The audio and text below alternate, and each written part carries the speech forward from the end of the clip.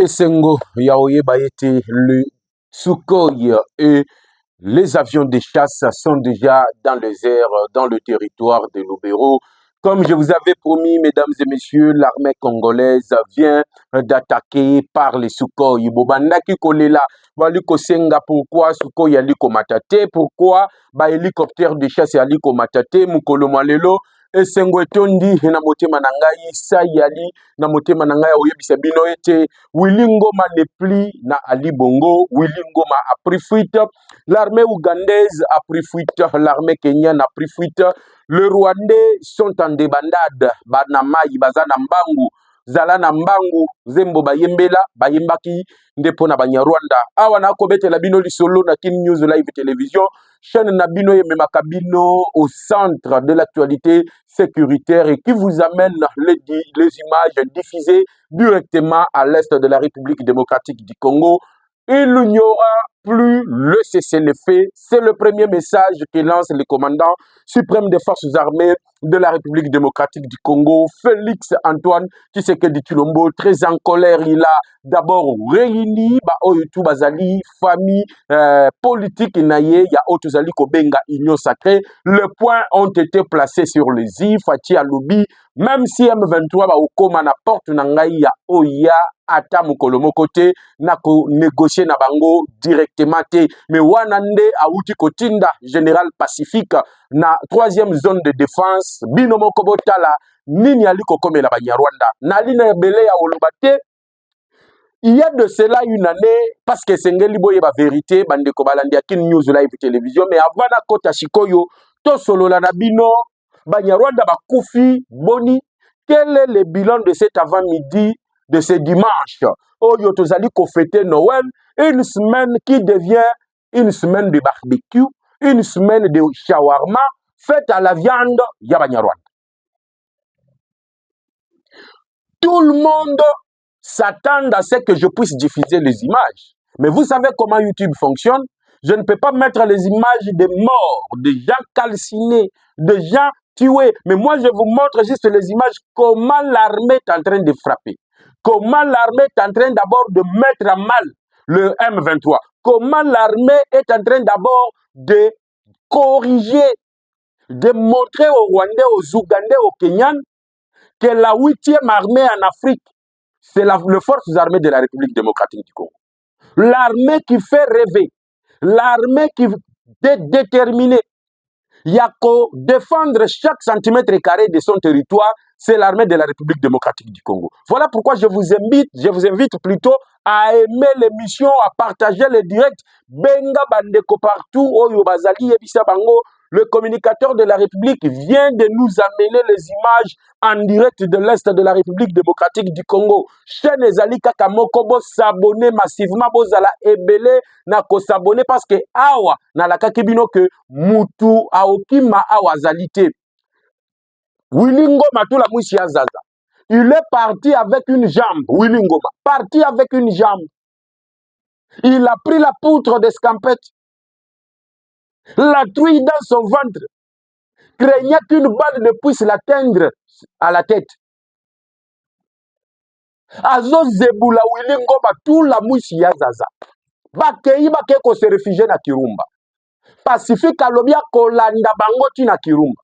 Soki ba se retirer na Kirumba a kolanda bango mais pas mona image ou bien oye ba nyonso yo chaque jour tozali kosala les points sur l'actualité de la sécurité à l'est de la République démocratique du Congo. Je vous laisse d'abord entendre les sons. Moyo kason ya masasi ya lelo dimanche.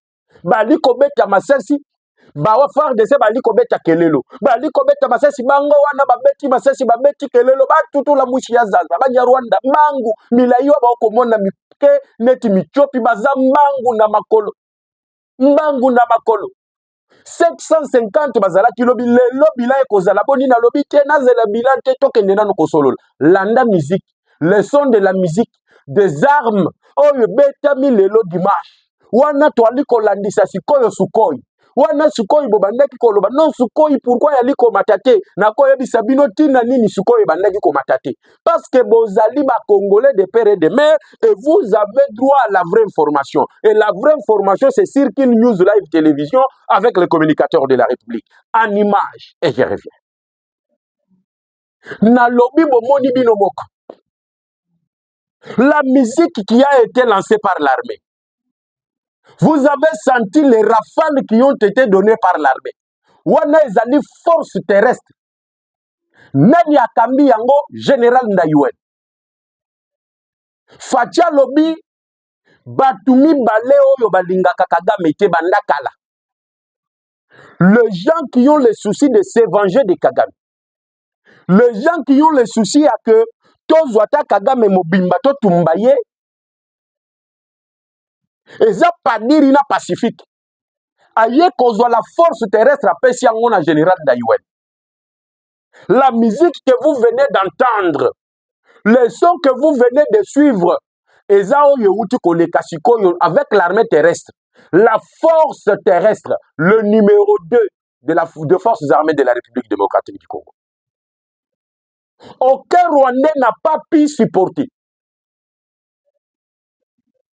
3 kamikazes. Oyo babandaki ko manipuler. Oyo tozali kobenga ba drone. Ya Banyarwanda. Abattu par terre. Na ba drone na bango moko abattu par terre. Je parle, je vous illustre. Je vous illustre. Je parle, je vous illustre. Ya mon côté, je parle, je vous montre. Omoni ndenge lali wana bango nde babandaki ko utiliser le drone. Bango nde babandaki ko zwa ba tout moi drone na bango wana to yeti na derrière les lignes de front ya forces armées. Bazui-moi renseignement, positionnement ya mapinga, qu'est-ce qui se prépare là-bas et comme ça il lui redonne les informations. Na tufuru mwetu na tumwa michopi wana poete baya kobina na mabele na biso. Ali Bongo, au moment où je vous parle, est totalement récupéré par les forces armées de la République démocratique du Congo. Mantebe est récupéré totalement par les forces armées de la République démocratique du Congo. Tous les villages dans le sud de Lubero, à part Kamanjijite et Kamanjilat, Oyo Tozali ko préparer déjà des attaques et depuis Bayoki sont, Bangonyo surtout la Moussiazas. Naebisaki bino que le général Pacifique andima kite atikala na bureau azala peut-être na Goma na Lubero centre alobite ngana azala na Butembo te ngai na ba militaire na nga biso nyonso tokende na zamba derrière les lignes de front. Le général Pacifique et le général Padiri, des techniciens de guerre, des techniciens qui savent le territoire de Lubero, qui savent bien la province du sud et du nord Kivu. Pour y avoir des vrais, à l'époque ils étaient du RCD. Depuis que Kagame a trahi sa bango, et que Kagame le recherche, bah comment bah ennemi juré ya Paul Kagame. Bah comment bah ennemi juré ya Paul Kagame. Regardez que ça bango moko. Omoni nzela oyo ilingo babandaki kolakisa bino ke regardez awa nzela oyo nde tokozwa tokomi na Butembo tokomi na Beni tokomi na Kisangani eza même nzela oyo Pacifique na Padiri le 2 généraux qui vient d'être nommés 24 heures après leur nomination. Le son a changé dans leur cas. 24 heures après leur nomination, on parle aujourd'hui à récupération. En une journée, nous avons récupéré toutes les localités dans le sud du Lubero. Pas question ya Moutoua Telema, pas question ya Munyarwanda, même la force spéciale qui accompagnait Willy Ngoma, tout la Mousia Zaza. Les Ougandais eux-mêmes, alors qu'on s'approche, il y a 3e anniversaire, il y a collaboration, il y a armée congolaise, l'armée ougandaise, Fati, il ne fallait pas énerver Félix Antoine Tshisekedi Tshilombo. Il ne fallait pas énerver Félix Antoine Tshisekedi Tshilombo. Au moment où Tozolo Banabino Ao, abetaki aller-retour na Congo Brazzaville azongi. Mwana Mai, Félix Antoine Tshisekedi Tshilombo, le président le plus courageux, celui qui a crucifié Kagame. Il a cloué Kagame. Kagame est cloué comme ça. Sikoyo bino obandaki kotunanga communicateur de la République, Sukoye matakate pona nini. Mais avant naloba pona oloba na munokote, nalobi nazoloba en direct de l'est d'Ali Bongo, de Mantebe et des autres villages. Nakope Sabino Basangwa ko utaka fraîchement à l'est de la RDC. C'est avant midi. Nous avons frappé d'une manière chirurgicale en utilisant les Sukhoi. Batuna Goma Bamoni Sukhoi Mati.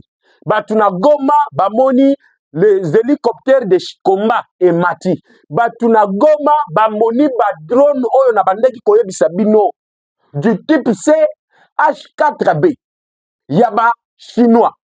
Oyo zali na possibilité d'atteindre Kigali à partir de Goma. Ba faire décoller yango. Pourquoi on a fait décoller ces Sukhoi? Pourquoi on a fait décoller les avions de chasse? Pourquoi on a fait décoller les hélicoptères de combat? Pourquoi les drones CH-4B? Oyo ebandeki komata lisusu te euti komata.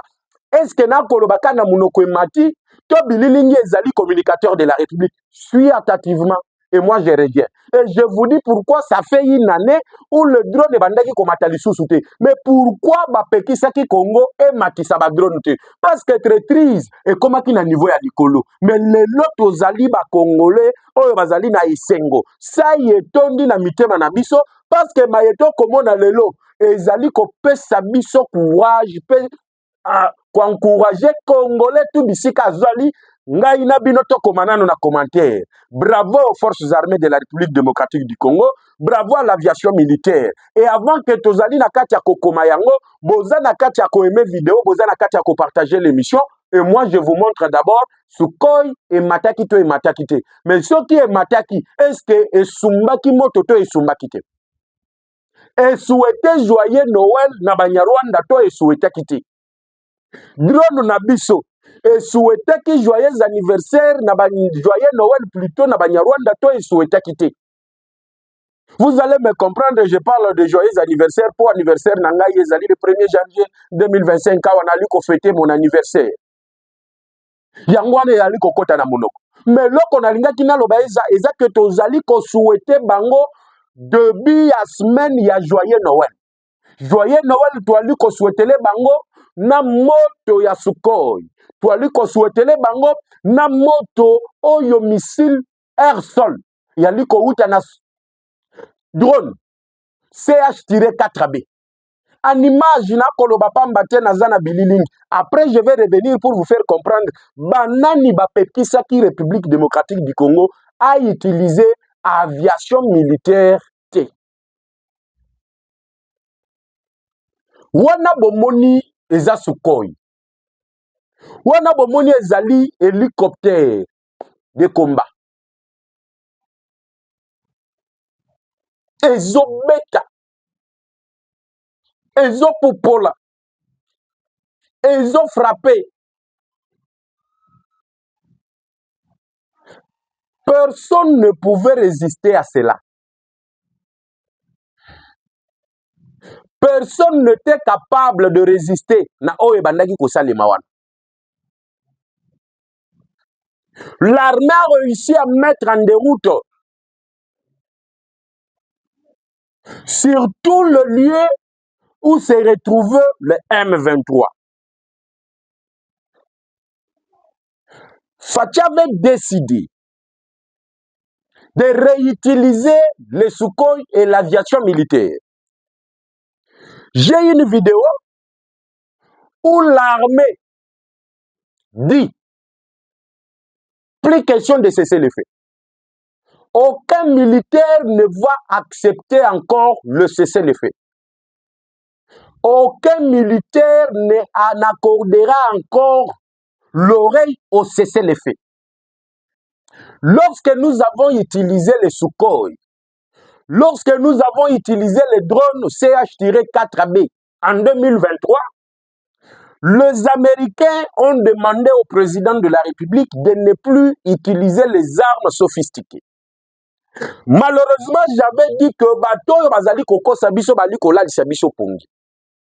Pendant que bango babandeki koloba ete Congo, il ne fallait pas utiliser les Sukhoi. Congo, il ne fallait pas utiliser les drones CH-4B. Wana bango kopekisa biso ke to salela ba armes sophistiquées. Biso sengela ki to respecter c'est le fait.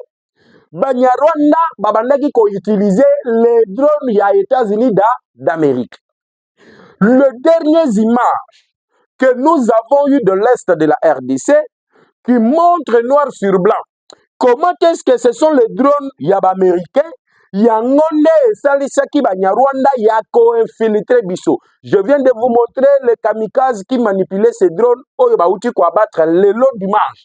Parce qu'on a eu toutes les informations avec les drones turés, CH-4B, au Yotozongi Sakina Misanda pour maintenant répliquer. Et cette fois-ci, Fatia Lobby, Moutoya Koye Bissaye Makambwa cesser le fait. Et le cesser le fait ne sera pas observé du côté de l'armée. Nous allons nous battre comme cela était toujours le cas. Et on a toujours dit que le Rwandais que vous voyez, Bazala Kanabango Makasite, Bango ba utilisaka infiltration, la corruption, pe bayaka, bazoko avancer sans que ça la otozali kobenga la guerre, affronter leurs ennemis. Bakosaki biso tangu mulai. Que le Rwanda Bazala Kanabango Makasi. Bakosa biso tangu mulai. Que le Rwanda est une armée forte qui peut aujourd'hui mettre à mal n'importe quelle armée. Mais le lot sur le terrain a eu que après avion bouti komona. Mwana na mwana benda. Mwana na mwana bendana. Le lot bozomona de la diplomatie bazako utilisé partout. Ils ont utilisé le réseau Tshisekedi a une négociation directe avec l'M23. Fachi reste sur sa décision. Il est sûr de ce qu'il dit. À lobby, atabaye bakomi na porte nanga ya ndaku. Bazui territoire nyonso. Bakomi peti na ndaku na ngai. Ngai Tshisekedi na ko négociaka jamais avec l'M23. Parce que M23 ezali Banyarwanda. Le lobo monaki azui peuple azui bateau à traverser à Komakiti na Congo Brazzaville. Ba ye kotinda Denis Sassou Nguesso aya koyebisa tata mokonzi ya ekolo andima négociation directe bakende na Nairobi bakende kokutana na ba autres zali kobenga batufurumu etu basolola na Banyarwanda, un groupe terroriste qui est soutenu par le Rwanda. Le Félix Tshisekedi revient toujours sur sa position qu'il ne négociera jamais et alors jamais avec le M23. Et pendant ce temps, les aventures, Oyobango Balansaki, les hostilités, Oyobango Balansaki, le peuple s'était découragé. Pour voir comment est-ce que complicité et komaki na mapinga na biso. Pourquoi est-ce que le traître jusque-là, Bazalaki na mapinga na biso? Je vous avais présenté 91 traîtres. Ce que l'on qui a noté revoir ba émission au Komona que j'ai parlé, ce que Silicio yo zongi na émission na lobelaki 91 traîtres écartés au sein des forces armées de la République démocratique du Congo et mis à la disposition de la justice militaire. Batouana lorsque Fachi les a écartés, Fachi a maintenant remodelé, recommencé ce que nous appelons la chaîne de commandement des forces armées de la République démocratique du Congo, en commençant par le chef d'état-major général, Mwana Mai Bacheye Libanda, Baye Kozwa Gilles Mouilambwe Banza, Mwana Wana Azalaki, je l'appelle comme ça parce que c'est un jeune, un général jeune qui est un meneur de troupes, quelqu'un qui peut, sans avoir les armes qu'il faut, mais avec juste le moral, remonter le moral de FARDC, peut-être même Kigali, to visiter Yango Bango Pebayo Kasson, comme nous l'avons entendu awa na vidéo liboso na laki sibino ya koma musique ebetaki lelo na niveau ya Lubero na Libongo et to sengina Wilingoma lokolo moko tikali nango ekokufela ekokata na kaka na Congo.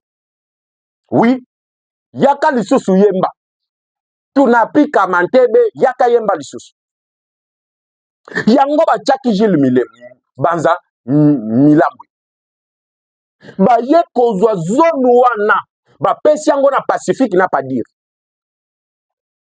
ongai Peter Sirimwani je suis gouverneur militaire kuna yo kokota lisusu makambo yote moyen yeba pe ezate asutuki kaboye sukoye emati asutuki boye le drone décollé moyen signalé baninga ezate moyen ba signalé bandeko na bango ezalité parce que c'était déjà trop tard. L'armée s'était déjà revêtue de la détermination. Ce qui ont moni que yombi la ozana front. Même si bitumbe a makasi ozo banga tu as peur que ah to kosala ndenge nini j'ai laissé ma femme, j'ai laissé ma famille mais otali boyo moni mo konzi na yo ye moko asimbi munduki na front et kopesa yo courage. Et c'est ce genre de généraux tozalaki na bango posa. On n'a pas besoin de généraux qui sont dans des bureaux.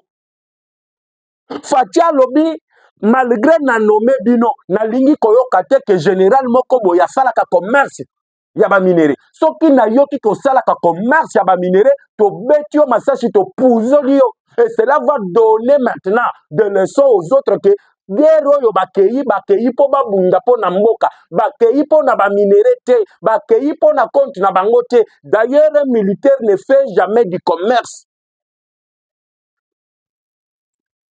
Chaque général nommé yo zaba nommé yo wapi 22e région militaire zala na front tout mona yo nanda kute ofanda na camp militaire dans une maison climatisée alors que bato bazakuna mbongo ezo ya ezo komate fatia lobi soki na yoki yo milambwe oyoki banza Gilles Milambwe oyoki aya mokozi na yoki akauki 24 heures après bon ça la remise et reprise na lingi na yoka son et le son a été entendu.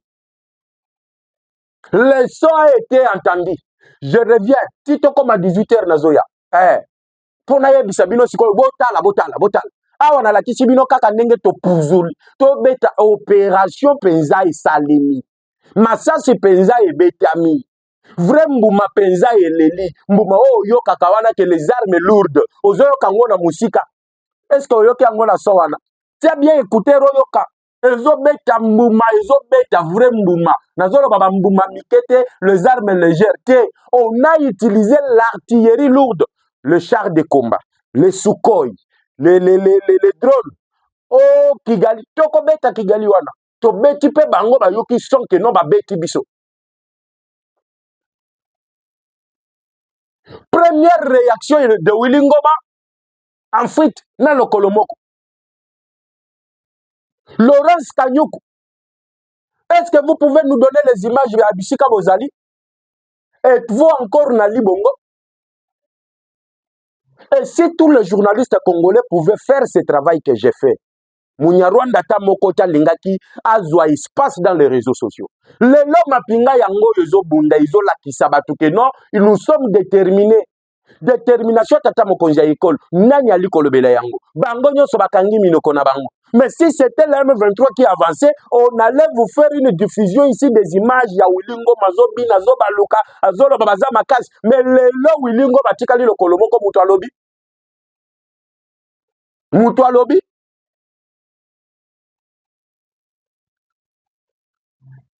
on doit être patriote. Détermination na moni na bandeko bazana est. Na ba civil balobi te pona Butembo M23 kozwa yango te. Avant ya kozwa Butembo babo manani biso nyonso. So babomi ba militaire, babomi ba wazalendo, babomi biso ba civil nde bazu. Mais au monde partout ailleurs, il y a les gens qui vous disent n'importe quoi, qui parlotent non, guerwana, ezaba faire ya bayi politique. Non. C'est un complot contre la République démocratique du Congo. Un complot contre la République démocratique du Congo. Je suis dans l'obligation d'aller vous chercher encore des images. La binobo mona. Comment est-ce que tozo punzo la tozo beta na ebike bozala ke belé bokomeli ngai bo ali kosenga ba image sur le 750 rwandais. Boza ebele moyen na bando partager ba image na bino nyonso ezate. Vous êtes plus de 3000 contacts. Imaginez comment est-ce que je vais le faire. Voilà pourquoi on m'a demandé de créer un groupe WhatsApp pour diffuser toutes ces images na niveau ya groupe WhatsApp otopesa kombo ya Kin News live télévision oyo bokozala déjà servi en temps opportun des images avant kutu toya ko présenter manaka na Kin News live télévision. Je vous fixe rendez-vous pour ce soir pour un direct sur le point et le bilan Yabato Bakufi et quelles sont les zones que nous avons récupérées. Peut-être Kirumba sera déjà les nôtres. Je vous retrouve tout à l'heure. Ciao.